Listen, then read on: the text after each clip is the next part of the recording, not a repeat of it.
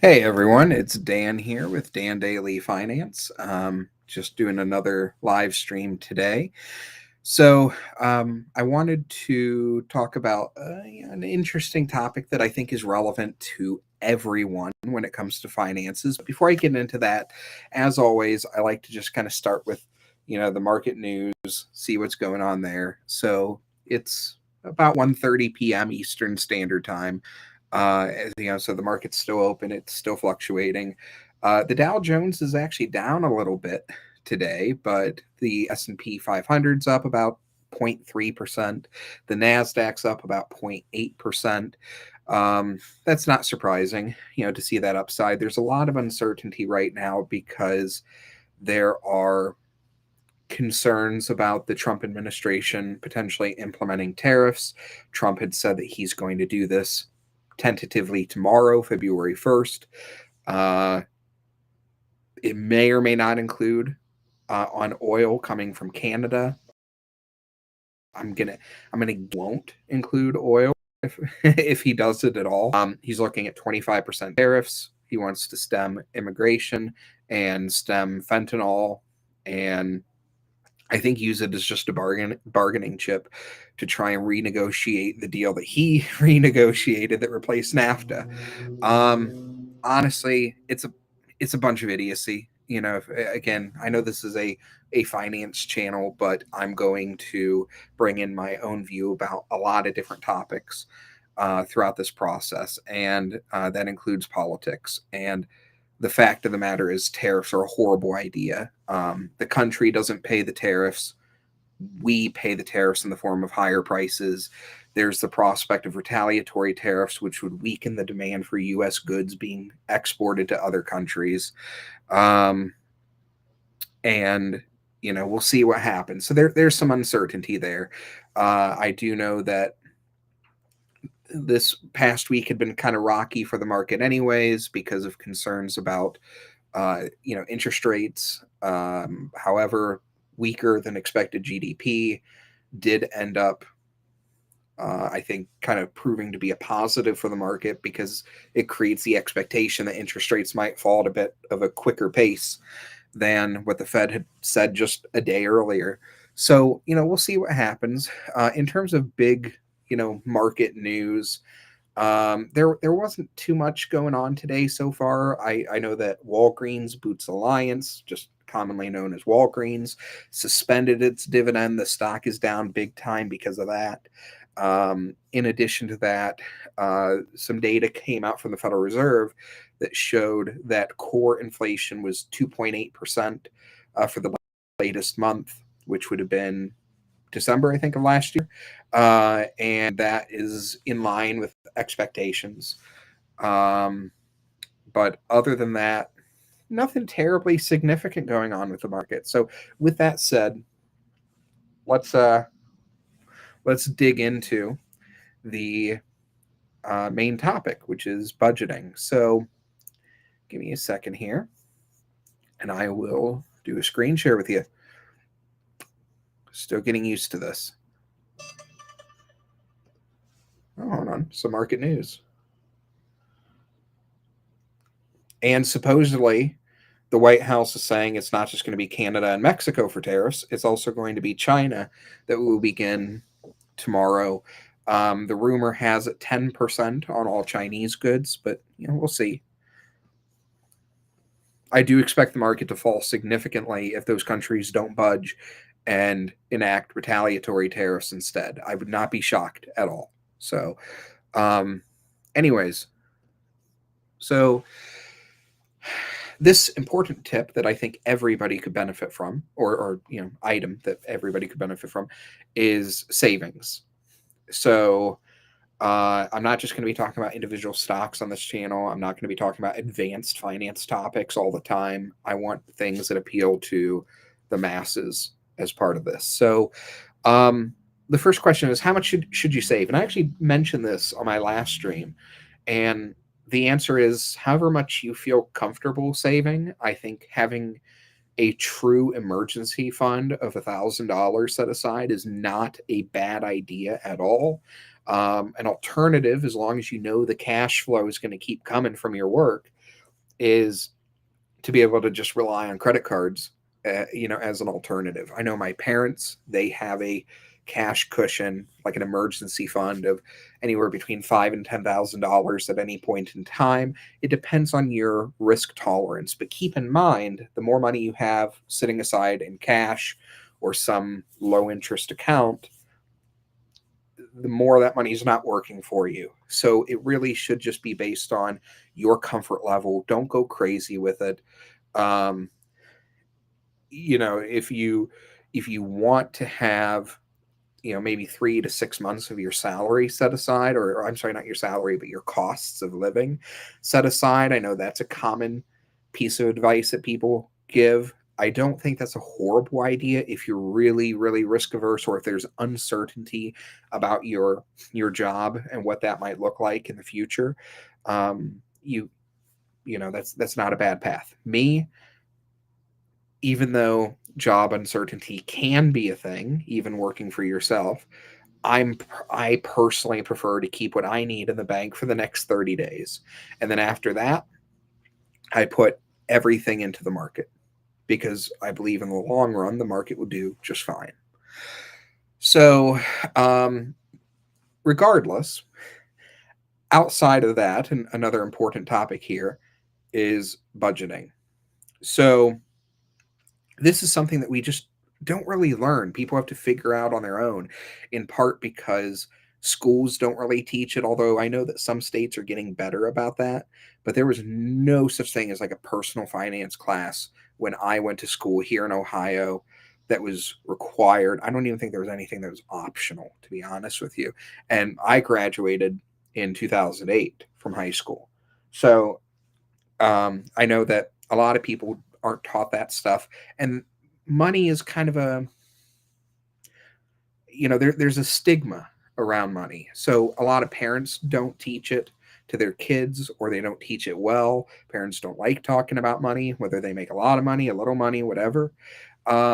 So that is, a problem. I know that a lot of influencers have come out with different solutions over the years. The binder, where you put in a certain amount of money each week for savings, and then you incorporate that into your budgeting plan. All that stuff. Here's what I do. I keep it really simple.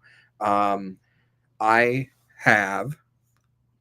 I wish I could have brought it up for you, but I actually don't have it, and I don't want to waste your time. So I have a tablet that I use. It's the Remarkable 2 tablet. I'm eventually going to upgrade, but not yet. And on that tablet, once a week, I go through all my finances. I list down where all my cash is. So, brokerage account A, B, C. I list savings account. I say, you name it. Then what I do is I subtract out any credit card debt that I have that is not special interest financing. So, like if I have something that's like 6 months 0% financing, I I make note of it, but I don't factor it into my overall costs. Unless I have to pay it back within the next 2 months, then I start caring. I list down all my credit card debt because I want to pay that off every single month, because I don't want to accrue the high interest 25-30% a year. That's horrible. So I would list that stuff. Then I make sure to, kind of categorize my monthly expenses.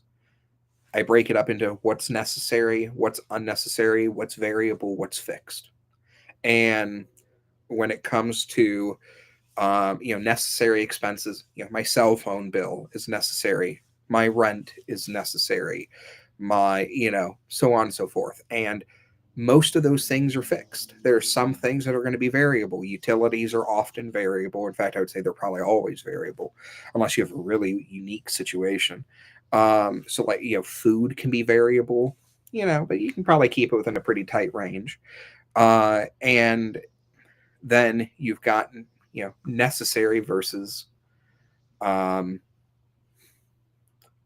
Unnecessary expenses. Necessary, your phone bill is necessary. Your rent is necessary unless you want to live out of your car.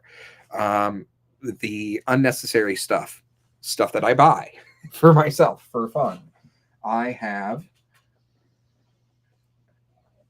a history of collecting chess stuff. Here's a chess clock from the 1970s, I think about 1975. It's a Sutton Coldfield chess clock. Beautiful. Cost me a little over $200 when I bought it. And that is not a necessary expenditure. It is completely unnecessary, and it should come after you cover your necessary costs. So if you can't cover your necessary costs, you can't cover the unnecessary stuff.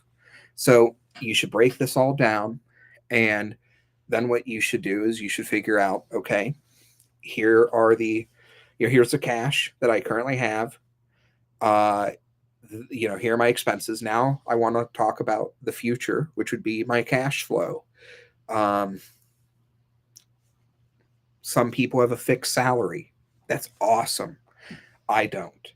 My pay some months is really phenomenal. This month is going to be probably my second or third best month that I've ever made. But there are other months where it's not great. It's not shocking to see my pay fluctuate within like 30 to 40% in any given month.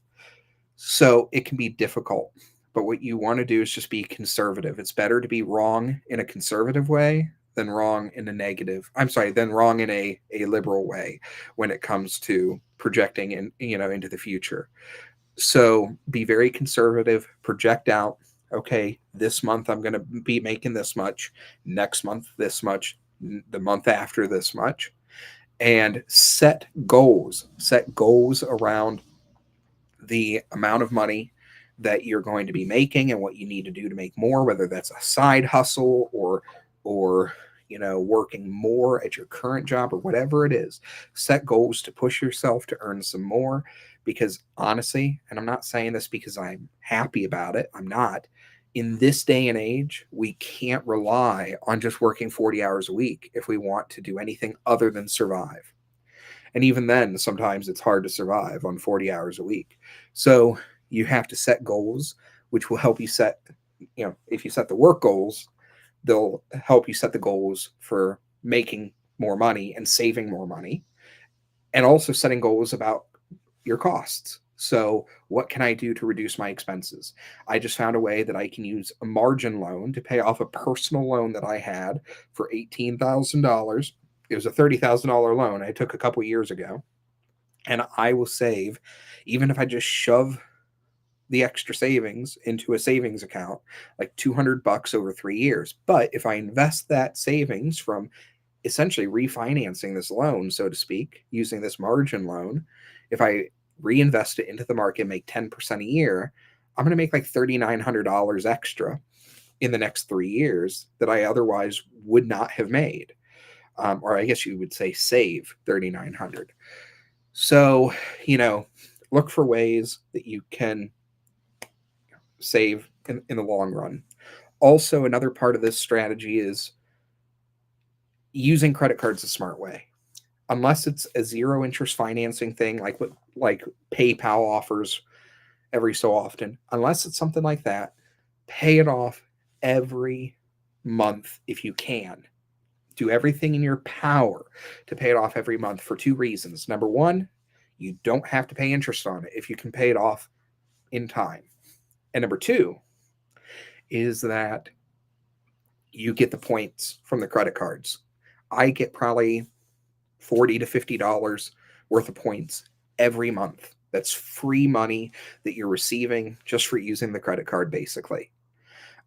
You can also look for special offers if your credit score is high enough, and these become very plentiful once you hit like 700 on your credit score, where you can sign up for this card, spend $1,000 in 30 days or 60 days, and you get $200 or $300 or whatever it happens to be. And that can absolutely add up. I probably make at least $1,000 a year just off of those types of offers. You can find similar offers at banks where if you deposit money and a certain amount and keep it in there, you'll get $200, $300, $500, whatever it is, just for doing that. Look for those options. Also, look for interest free financing. PayPal is a great example. If you use PayPal credit, any purchases $99 or more, 6 months, you don't have to pay for it. Don't use that as an excuse to buy stuff you don't need or can't afford. Use it for stuff that's necessary. So that's the most important thing. A lot of people, they end up buying stuff because they say, "Oh, I don't have to worry about that for 6 months." And then they can't pay it when it comes due, and then they get all the interest tacked on at the end. You don't want to do that. So you have to be principled about the decisions you're making when using things like credit cards and interest-free financing. Um, Also, what can you sell? I'll give you a great example. I don't have them right here. Oh well. I should have been more prepared. So, I used to collect Yu-Gi-Oh cards as a kid. I've got them downstairs right now, and some of them are worth a lot of money.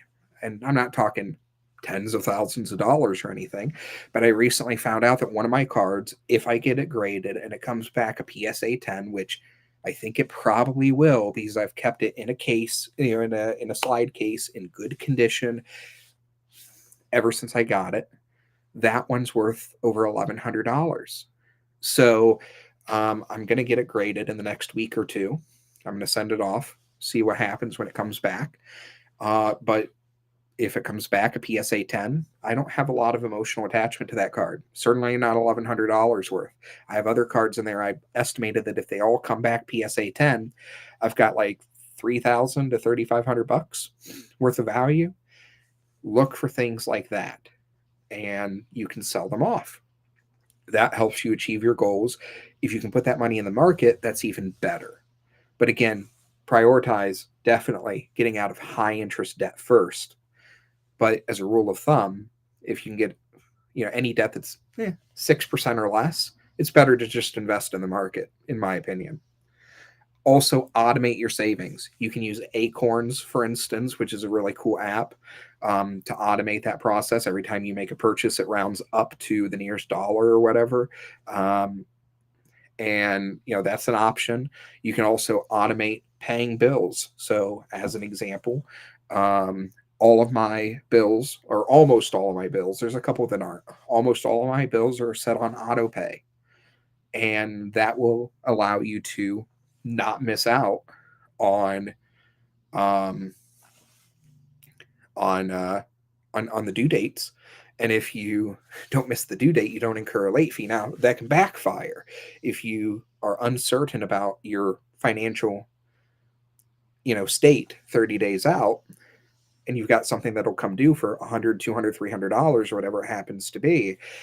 You don't want to incur an overdraft fee from the bank. So it's a double-edged sword there that you have to be very careful when using. But yeah, I'll continue to do more videos like this. I'll touch on topics like this and some other stuff as well. But that's all I had for you today. I really appreciate you listening. Please comment. Please smash that like button. Please follow me. And also please check out my work on Seeking Alpha. Check out my investment app, it's not launched yet, but we're getting close. Will empower investors to get better returns in the market by relying on the experts who do actually do well in the market. So, and that's Echo Investing. You can go to echoinvesting.io for that. And that's it. Thank you so much, guys. I'm looking forward to next